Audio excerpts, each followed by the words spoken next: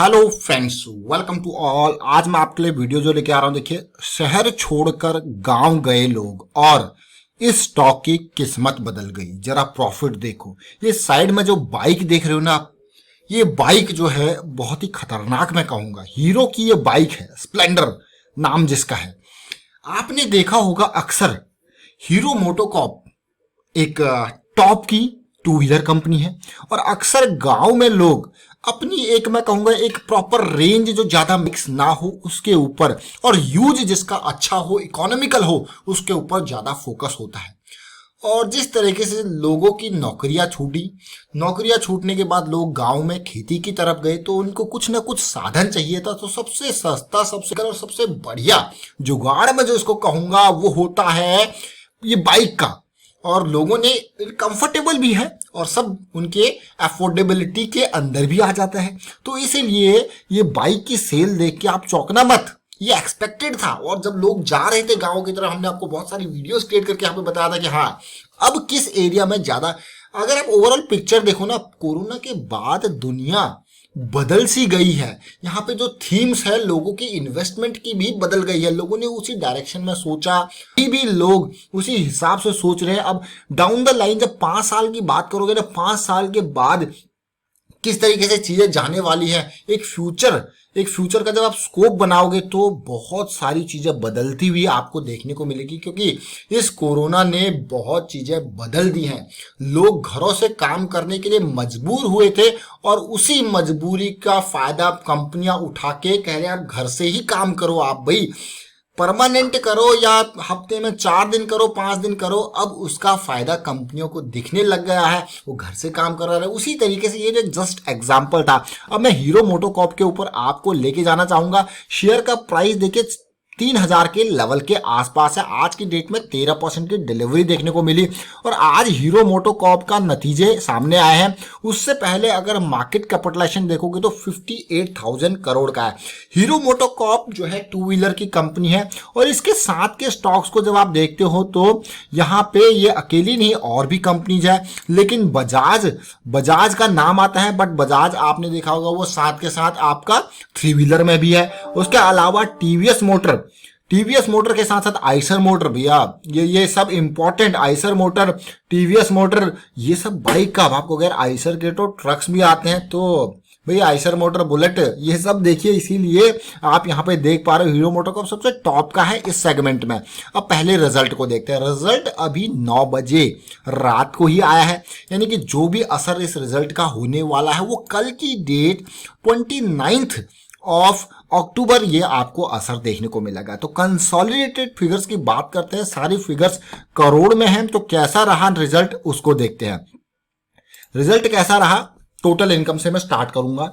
इस क्वार्टर में यानी कि सितंबर क्वार्टर में अगर रेवेन्यू को देखा जाए तो ये आपको यकीन नहीं होगा कि कोरोना के टाइम पे पिछले साल सितंबर और इस साल का कंपैरिजन देखो। पिछले साल कितना था, 7825 यानी कि 7,825 करोड़ और इस बार कितना हो गया 9607। अब आपको गया यार ये तो क्या जंप आया है। अच्छी कंपनियों की हालत खराब हो गई रेवेन्यू दिखाने में, लेकिन ये भाई साहब तो पिछले साल के कंपैरिजन में भी कहीं ऊपर निकल गए। ये तो टोटल इनकम की बात है। तो ये मान के चलिए कि जुलाई, अगस्त, सितंबर इस तिमाही में पिछले साल की तिमाही से कहीं ऊपर की सेल हुई है, रेवेन्यू आपको सामने देखने को मिल रहा है। अब मैं अगर बात करूं एक्सपेंसेस की, तो कंपनी के एक्सपेंसेस भी यहां पे बढ़े हुए नजर आ रहे हैं। तो क्या प्रॉफिटेबिलिटी में कुछ असर है या नहीं है, इसको समझते हैं। तो ये आपने देखा एक्सपेंसेस जो कि 6,739 करोड़ से बढ़ के 8,359 करोड़ तक गए हैं। तो प्रॉफिट बिफोर टैक्स को देखते हैं और समझते हैं।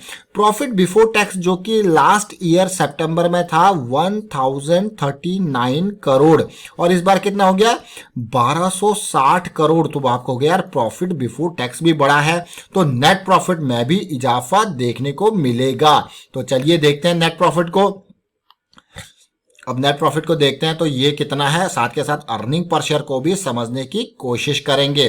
तो प्रॉफिट बिफोर टैक्स हमने देख लिया, नेट प्रॉफिट। अब नेट प्रॉफिट जो आप देख रहे हो तो देखिए 963 करोड़ कितना है इस बार का है ये 963 करोड़, और पिछले साल कितना था 883 करोड़। जब आप माइनस करोगे इसको आप कहोगे रे वाह ये तो जंप है, वो भी 80 करोड़ का, पिछले साल के कंपैरिजन में 80 करोड़ का जंप। इसीलिए मैं आपको रेवेन्यू से डिटेल में आपको दिखाया क्योंकि यहाँ पे बहुत सारे टैक्सेस खर्चे, अब आप इसी में ही आप देख लीजिए कि किस तरीके से कंपनी के टैक्सेस बढ़े हुए हैं। लास्ट ईयर जो टोटल टैक्स एक्सपेंसेस था वो 155 करोड़ था, इस बार ये 300 करोड़ के आसपास जा चुका है। इसी वजह से आप प्रॉफिटेबिलिटी में थोड़ा सा डिप देख पा रहे हो यहाँ पे, क्योंकि सीधे सीधे 145 करोड़ का तो एक्स्ट्रा टैक्स इसको देना पड़ा। तो कहीं ना कहीं आपको लग रहा होगा यार फिर भी ये कहीं संतोषजनक प्रॉफिट देखने को मिल रहा, रेवेन्यू में इतनी जबरदस्त तेजी थी। तो हाँ भाई असर सीधे सीधे कोरोना का आपको देखने को मिल रहा है। गांव में लोग गए हैं तो जो रूरल इकोनॉमी है वहां से डिमांड जनरेट हो रही है। अर्निंग पर शेयर जो 44 का था, देखिए 44 का पिछले साल अर्निंग पर शेयर था, इस बार 48 पहुंच चुका है। अर्निंग पर शेयर में भी बहुत बढ़िया जंप मैं इसको कहूंगा। हीरो मोटोकॉर्प कोई हल्का शेयर नहीं, बहुत ही जबरदस्त शेयर है, बड़ा शेयर है, लार्ज कैप का शेयर है। और मार्केट जो रेवेन्यू इसका है 2018 में पीक, 2019 में भी देखिए, 2020 में थोड़ा सा डिप जरूर हुआ, अब लग रहा है कि हाँ चीजें नॉर्मलाइज हो रही हैं। अगर मैं हीरो मोटोकॉर्प के शेयर होल्डिंग पैटर्न को आपको देखूं तो प्रोमोटर की अच्छी खासी हिस्सेदारी, साथ के साथ म्यूचुअल फंड की अच्छी खासी हिस्सेदारी है। रिटेल निवेशक अगर देखोगे तो कितने रिटेल निवेशक इसमें इन्वेस्टेड है आप जरा देखिए, 1,60,000 रिटेल निवेशक इसमें मात्र इन्वेस्टेड है। मैं मात्र इसीलिए कह रहा हूं क्योंकि बहुत कम ये हैं। अब मैं आपको टेक्निकल चार्ट पे लेके चलूंगा हीरो मोटोकॉर्प के। हीरो मोटोकॉर्प के शेयर में जो मुझे सिचुएशन देखने को मिली थी कि हाँ जो करेक्शन, देखिए ये करेक्शन मार्च से नहीं हुआ था, ये करेक्शन जो आया था वो ये मंथली चार्ट है और आप इसको देख सकते हो। ये करेक्शन 2017 सितंबर से ही ये करेक्शन चल रहा था, जो कि अब जाके रिजॉल्व हुआ है 2600 के लेवल को जब इसने पार किया है। तो ये करेक्शन, इतना लंबा करेक्शन यहाँ पे था जो कि अब रिजॉल्व हुआ। एक टाइम पे ऐसा लग रहा था कि अक्टूबर सितंबर 2019 में ही ये रिजॉल्व होगा, लेकिन नहीं, धीरे धीरे यहां तक आया। अब पोजीशन ये है कि बेरिश क्रॉस मंथली पे इसने बनाया जो कि अब बुलिश क्रॉस में कन्वर्ट होने के लिए तैयार है।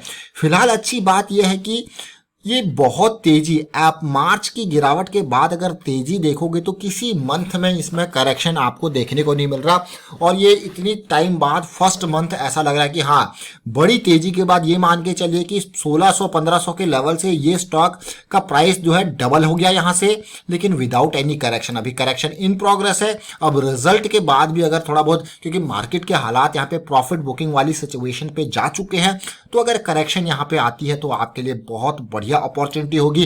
क्योंकि इस स्टॉक में अगर आप लॉन्ग टर्म पर्सपेक्टिव से देखो तो ये आज का करेक्शन नहीं है, ये 2017 से जो करेक्शन चला आया है वो रिजॉल्व यहाँ पे हुआ है। तो कहीं ना कहीं बड़ी अपॉर्चुनिटीज आपके लिए तैयार हैं, दरवाजा खटखटा रही हैं।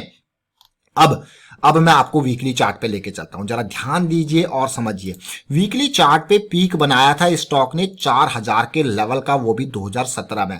उसके बाद अगर आप इस पीक के बाद सिचुएशन देखोगे तो धीरे धीरे सप्लाई जो है गिरती रही है, देखिए सप्लाई डाउन आती रही, और लोज जैसे ही इसने लोज को तोड़ा और आपको निकलना ही बढ़िया था। ये सिचुएशन जब आप देखते हो टेक्निकल एनालिसिस के थ्रू तो टाइमली प्रॉफिट को बुक कर लेते हो, और उसके बाद आप देखिए लोअर हाई जो पहले सपोर्ट का काम कर रहा था वो अब रेजिस्टेंस का काम किया, और उसके बाद लोअर हाई लोअर लो की सीरीज चलती गई, और फर्स्ट टाइम ऐसा हुआ कि ये लेवल्स को पार करते हुए गया। और वीकली में जो 2018 17-18 के आसपास ये बेरिश क्रॉस बना था वो अब जाके बुलिश क्रॉस बना है। और हमेशा मैं आपको बात ये कहता हूं कि क्रॉस चाहे बेरिश हो चाहे बुलिश हो, अगला करेक्शन आपके लिए इंपॉर्टेंट होता है। जैसे कि बुलिश क्रॉस बना है तो करेक्शन ऐसा कोई आया ही नहीं था कि जो कि 20 के आसपास आया, 50 EMA के आसपास आया। तो पहली बार ऐसा हुआ है कि हाँ बढ़िया करेक्शन भी आया है, और मुझे लगता है कि हाँ जैसे रिजल्ट तो अच्छा है, लेकिन अगर ये करेक्शन रिजॉल्व यहाँ पे होता है, चाहे ये 2600 के लेवल पे तक जाए, क्योंकि यहाँ पे 50 के नियर बाय भी करेक्शन यहाँ पे जा सकता है, तो उसके बाद जो रिजोल्यूशन होगा वो आपके लिए बहुत ही इंपॉर्टेंट होने वाला है।